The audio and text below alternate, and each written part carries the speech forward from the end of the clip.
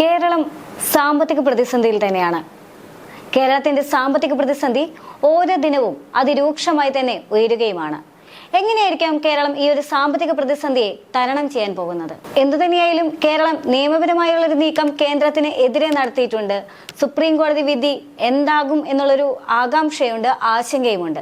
ഇതേ സാഹചര്യത്തിൽ ഇതെല്ലാം തന്നെ പ്രതികൂലമായി വരുന്ന സാഹചര്യത്തിൽ കേന്ദ്രം മറ്റ് നിലപാടുകൾ, അതായത് കേന്ദ്രത്തിന്റെ ഭാഗത്തു നിന്ന് നൽകുന്ന ന്യായീകരണം എന്ന് പറയുന്നത് കേരളത്തിന്റെ ഭാഗത്തു നിന്നുള്ള റിപ്പോർട്ടുകളും അപേക്ഷകളും ഒന്നും തന്നെ ശരിയല്ല എന്നുള്ളതാണ്.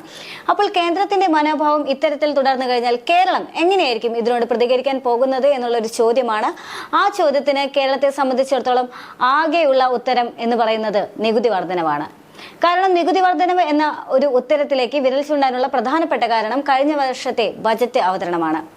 അന്ന് സംസ്ഥാന സർക്കാരിൽ ഖജനാവിൽ പണമില്ല എന്ന് പറഞ്ഞുകൊണ്ട് അതിന്റെ വരുമാന മാർഗമായിട്ട്, അതായത് സംസ്ഥാന സർക്കാരിന്റെ വരുമാന മാർഗമായിട്ട് അന്ന് കണ്ടെത്തിയ മാർഗമായിരുന്നു ഈ നികുതി വർധനവ് എന്ന് പറയുന്നത്. വലിയ രീതിയിലുള്ള നികുതികളെല്ലാം തന്നെ ഏർപ്പെടുത്തിക്കൊണ്ടായിരുന്നു സംസ്ഥാന സർക്കാർ ഇതിന് പോംവഴി കണ്ടെത്തിയിട്ടുള്ളത്.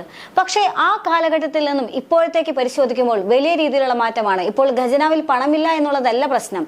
ഖജനാവിൽ പണമില്ല എന്നുള്ളത് അടിസ്ഥാന പ്രശ്നവും പിന്നെയുള്ളത് വലിയ സാമ്പത്തിക പ്രതിസന്ധിയും എന്നുള്ളതുമാണ്.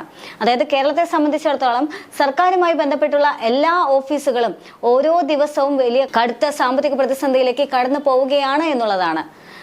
സപ്ലൈകോ തന്നെ അതിന് ഏറ്റവും വലിയ ഉദാഹരണമാണ്. കഴിഞ്ഞ ഓണക്കാലം മുതൽ തന്നെ ഇപ്പോൾ വരെ പരിശോധിക്കുമ്പോൾ സപ്ലൈകോ മുമ്പെങ്ങും നേരിടാത്ത വലിയൊരു സാമ്പത്തിക ബുദ്ധിമുട്ടിലൂടെയാണ് സപ്ലൈകോ കടന്നു പോകുന്നത്. യാതൊരു തരത്തിലുള്ള 13 ഉൽപ്പന്നങ്ങൾ പോലും ക്രിസ്മസ് ചന്തയിൽ വരുമെന്ന് പറഞ്ഞിട്ടും ആകെ അന്ന് കൊണ്ടുവരാൻ സാധിച്ചത് 5 ഇനങ്ങൾ മാത്രമാണ്. അന്നും വലിയ രീതിയിലുള്ള വിമർശനങ്ങളെല്ലാം തന്നെ സർക്കാരിന് കേൾക്കേണ്ടി വന്നതാണ്. KSRTCയുടെ കാര്യമാണെങ്കിൽ പണ്ടേ പുറത്തെന്നുള്ള മറ്റു തന്നെയാണ്. KSRTC പണ്ട് മുതൽ തന്നെ സാമ്പത്തിക പ്രതിസന്ധിയിൽ തന്നെയാണ്. ഇനി KSRTC മാറ്റി നിർത്തി ചിന്തിച്ചാൽ പോലും ഉച്ചക്കഞ്ഞി പോലും നൽകാനുള്ള വകുപ്പ് സർക്കാരിന്റെ കയ്യിൽ ഇല്ല എന്നുള്ളത് മറ്റൊരു പ്രധാനപ്പെട്ട കാര്യമാണ്. അതുകൊണ്ട് തന്നെ സർക്കാരിന്റെ ഭാഗത്തു നിന്നും ടീച്ചേഴ്സിനോടെല്ലാം തന്നെ പിരിവിട്ടുകൊണ്ട്, അല്ലെങ്കിൽ PT അംഗങ്ങളോടെല്ലാം തന്നെ ഇതിന് പരിഹാരം കാണാൻ, അല്ലെങ്കിൽ അത്തരത്തിലുള്ള ഒരു പിരിവെല്ലാം നടത്താനായിട്ട് സർക്കാരിന്റെ ഭാഗത്തു നിന്നുള്ള തീരുമാനമെല്ലാം വന്നത് വളരെയധികം വിമർശനങ്ങളെല്ലാം തന്നെ ഉണ്ടാക്കിയിട്ടുണ്ട്. അപ്പോൾ സർക്കാരിനെ സംബന്ധിച്ചിടത്തോളം എല്ലാ മേഖലയിലും സാമ്പത്തിക പ്രതിസന്ധി അതിരൂക്ഷമായി തന്നെ കടന്നു പോകുന്ന സാഹചര്യമാണ് എന്നുള്ളതാണ്. നിത്യചെലവുകളിൽ മാത്രമല്ല പദ്ധതി നടത്തിപ്പിനും ധനപ്രതിസന്ധി ഉണ്ടാക്കിയത് വലിയ ബാധ്യത തന്നെയാണ്. അതായത് 52 ഭരണവകുപ്പുകളിലായി 230 നിർവഹണ ഏജൻസികളുടെയും 1034 തദ്ദേശ സ്വയംഭരണ സ്ഥാപനങ്ങളുടെയും കണക്കെടുത്താൽ സാമ്പത്തിക വർഷ അവസാനത്തോടെ അടുത്തിട്ടും ചെലവ് ഇതുവരെയും പകുതി പോലുമായിട്ടില്ല. തദ്ദേശ സ്ഥാപനങ്ങൾക്ക് 48.22%, വകുപ്പുകൾക്ക് 48.01% ചെലവഴിച്ചിട്ടുള്ളത്. സർക്കാരിന്റെ അഭിമാന പദ്ധതിയായ ലൈഫ് പദ്ധതി നടത്തിപ്പിന് ആകെ ചെലവഴിച്ചത് 3.17% മാത്രമാണ്. ഫണ്ടിന്റെ കുറവ് പരിഗണിച്ചാണ് മൊത്തം പദ്ധതി വിഹിതം വെട്ടിക്കുറയ്ക്കാനുള്ള ആലോചന നടത്തിയത്. നടപ്പു വർഷത്തെ അടങ്കൽ തുകയായ 38,629 കോടി രൂപയിൽ നിന്ന് 8% വരെ കുറവ് അടുത്ത ബജറ്റിൽ ഉണ്ടായേക്കുമെന്നാണ് നിലവിലെ സൂചന.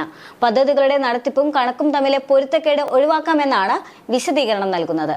ലോക്സഭാ തെരഞ്ഞെടുപ്പ് പ്രഖ്യാപനത്തിന് മുൻപുള്ള സംസ്ഥാന ബജറ്റ് വഴി വിവിധ വിഭാഗങ്ങളെ കയ്യിലെടുക്കാൻ സർക്കാരിന് ആഗ്രഹമുണ്ട്. പക്ഷേ കയ്യിൽ പൈസ ഇല്ലാത്തതാണ് ഇത്തരത്തിലുള്ള കയ്യേടി നേടാനുള്ള പ്രധാന തടസ്സം എന്ന് പറയുന്നത്. ഇതെല്ലാം തന്നെ കാണിക്കുന്നത് സംസ്ഥാന സർക്കാർ കടുത്ത രീതിയിലുള്ള സാമ്പത്തിക പ്രതിസന്ധിയിലാണ് എന്ന് തന്നെയാണ്. ഇനി സംസ്ഥാന സർക്കാർ ഇത്തരം ഒരു സാമ്പത്തിക പ്രതിസന്ധി വരാൻ എന്താണ് പ്രധാന കാരണം എന്ന് ചോദിച്ചാൽ അത് തീർച്ചയായിട്ടും കേന്ദ്രം വിഹിതം വെട്ടിക്കുറച്ചു എന്നുള്ളത് തന്നെയാണ്. അത് ഈ പുതുവർഷത്തിലെങ്കിലും അതിനൊരു മാറ്റം ഉണ്ടാകുമെന്ന്, അല്ലെങ്കിൽ സൗഹൃദപരമായ ഒരു തീരുമാനം കേന്ദ്രത്തിന്റെ ഭാഗത്തു നിന്ന് ഉണ്ടാകുമെന്ന് കേരളം പ്രതീക്ഷിച്ചിരുന്നെങ്കിലും അത്തരം ഒരു തീരുമാനം കേന്ദ്രത്തിന്റെ ഭാഗത്തു നിന്ന് കേരളത്തിനോട് ഉണ്ടായിട്ടില്ല എന്നുള്ളതാണ് മറ്റൊരു വസ്തുത.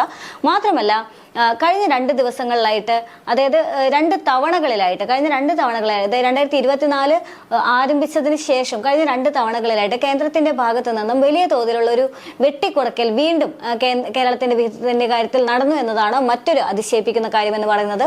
UGCയുടെ ശമ്പള കുടിശ്ശികയായി 750 കോടി രൂപയാണ് ആദ്യം കേന്ദ്രം വെട്ടിയിട്ടുണ്ടായിരുന്നത്.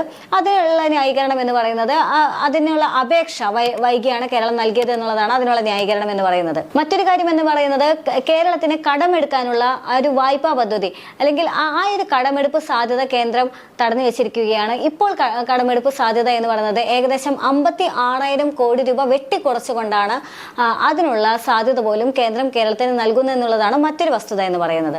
മറ്റു വിഹിതങ്ങളുടെ കണക്കുമായി ബന്ധപ്പെട്ട് 2023 തന്നെ കേരളം സുപ്രീം കോടതിയെ സമീപിച്ചതാണ്. കേന്ദ്രത്തിന്റെ ഈ നിലപാട് ആദ്യം തന്നെ കേരളം കേന്ദ്രവുമായി സംസാരിച്ചിരുന്നു എങ്കിൽ പോലും കേന്ദ്രത്തിന്റെ ഭാഗത്തുനിന്ന് വ്യക്തമായ മറുപടി ലഭിക്കാത്ത സാഹചര്യത്തിലാണ് സുപ്രീം കോടതിയെ സമീപിച്ചത്. 20,000 കോടി രൂപയ്ക്ക് മുകളിലെങ്കിലും തങ്ങൾക്ക് കിട്ടിയെങ്കിൽ മാത്രമേ നിലവിലെ സാമ്പത്തിക പ്രതിസന്ധിയിൽ നിന്നും കരകയറാൻ സാധിക്കുകയുള്ളൂ എന്ന് കേരളം തന്നെ സുപ്രീം കോടതിയോട് ആവശ്യപ്പെട്ടതാണ്. അതുകൊണ്ട് തന്നെ ഇനി കേരളത്തിനുള്ള ആകെ പോംവഴി എന്ന് പറയുന്നത് നികുതി വർധനവാണ്. കഴിഞ്ഞ തവണത്തെ ബജറ്റ് അവതരണത്തിലെ ഏറ്റവും ആകർഷണീയമായ അതുപോലെ തന്നെ ഏറ്റവും കൂടുതൽ വിമർശനം നേരിട്ട ഒരു രീതിയായിരുന്നു ഈ നികുതി പിരിക്കുക അല്ലെങ്കിൽ നികുതി വർദ്ധിപ്പിക്കുക എന്നുള്ള കാര്യം എന്ന് പറയുന്നത്. അത് തന്നെയായിരിക്കാം ഒരുപക്ഷെ ഇനി കേരളത്തിന്റെ മുന്നിലുള്ള ആകെ പോംവഴി എന്നുള്ളതാണ്. മറ്റേത് കഴിഞ്ഞ വർഷം എന്ന് പറയുന്നത് ഈ ഒരു നികുതിയുമായി ബന്ധപ്പെട്ടുകൊണ്ട്, അതായത് സംസ്ഥാന സർക്കാരിന്റെ ഖജനാവിൽ വരുമാനം കൂട്ടാൻ വേണ്ടിയായിരുന്നു നികുതി വർദ്ധിപ്പിച്ചതെങ്കിൽ ഇത്തവണത്തെ കാര്യം എന്ന് പറയുന്നത് ഇത്തവണ വരുമാനം കൂട്ടുക മാത്രമല്ല, സാമ്പത്തിക പ്രതിസന്ധിയെ മറികടക്കുക എന്നുള്ള വലിയൊരു ഉത്തരവാദിത്വം കൂടി സംസ്ഥാന സർക്കാരിന് മുന്നിലുള്ളത് കൊണ്ട് എന്തായിരിക്കാം ഇനി ഒരു അടുത്ത നീക്കം എന്നുള്ള കാര്യം ഇപ്പോഴും ചോദ്യചിഹ്നം തന്നെയാണ്. കഴിഞ്ഞ തവണത്തെ കണക്കുകൾ പരിശോധിക്കുകയാണെങ്കിൽ ബജറ്റിലൂടെ വരുമാന വർധനവ് ലക്ഷ്യമിട്ടുകൊണ്ടായിരുന്നു അന്നത്തെ സർക്കാരിന്റെ നീക്കം. അപ്രതീക്ഷിതമായി പെട്രോൾ ഡീസൽ സെസ് ഉയർത്തുകയായിരുന്നു. പ്രത്യേക സാമൂഹ്യ സുരക്ഷാ സെസ് ആണ് അന്ന് ഏർപ്പെടുത്തിയത്. ഏപ്രിൽ 1 മുതൽ തന്നെ പെട്രോളിനും ഡീസലിനും ലിറ്ററിന് 2 രൂപ വർദ്ധിപ്പിക്കുകയും ചെയ്തു. ഇത് സാധാരണക്കാർക്ക് അധിക ഭാരവുമായിരുന്നു. മദ്യത്തിന് സാമൂഹ്യ സുരക്ഷാ സെസ് ഏർപ്പെടുത്തിയിരിക്കുന്നതിനാൽ അന്ന് മദ്യത്തിന് വിലയും ഉയർന്നു.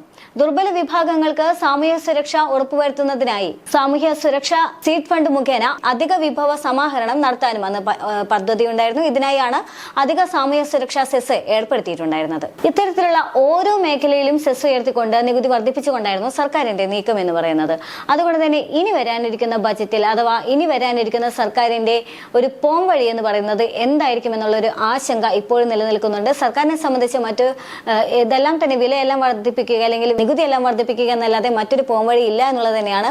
പ്രത്യേകിച്ച് കടമെടുപ്പ് വായ്പാ പരിധിയിൽ പോലും ഇത്തരത്തിലുള്ള നിയന്ത്രണങ്ങളെല്ലാം തന്നെ ഏർപ്പെടുന്ന സാഹചര്യത്തിൽ സർക്കാരിന് മേൽ കേന്ദ്രത്തിന്റെ ഇത്രയധികം കർക്കശമായ ഒരു സമീപനം വന്നു നിൽക്കുന്ന സാഹചര്യത്തിലെല്ലാം തന്നെ സർക്കാരിനെ സംബന്ധിച്ചിടത്തോളം ബജറ്റ് എന്ന് പറയുന്നത് വലിയൊരു ചോദ്യചിഹ്നം തന്നെയായിരിക്കും. എങ്ങനെയാണ് ഈ സാമ്പത്തിക പ്രതിസന്ധിയെ മറികടക്കുക എന്നുള്ളത് വലിയ ചോദ്യം തന്നെയായിരിക്കും. ഇനി സർക്കാരിന് യാതൊരു നിവൃത്തിയില്ലെങ്കിൽ ഇതെല്ലാം തന്നെ ബാധിക്കാൻ പോകുന്നത് ജനങ്ങളെയാണ്. സെസ് വർധനവ് അഥവാ നികുതി വർധനവ് എന്ന് പറയുന്നത് ജനങ്ങളുടെ മേൽ കിട്ടുന്ന വലിയൊരു തിരിച്ചടി തന്നെയായിരിക്കും. കഴിഞ്ഞ വർഷം തന്നെ അത് വലിയ തരത്തിലുള്ള ആഘാതം ജനങ്ങൾക്ക് സാധാരണക്കാർക്ക് ഉണ്ടാക്കിയെങ്കിലും ഇത്തവണ അത് എത്ര പ്രഹരശേഷിയോടെ ആയിരിക്കും ആ ഒരു നികുതി എല്ലാം തന്നെ വരാൻ പോകുന്നത് എന്നുള്ള ഒരു അങ്കലാപ്പ് ഇപ്പോഴും കേരളത്തിൽ തുടരുന്നുണ്ട്.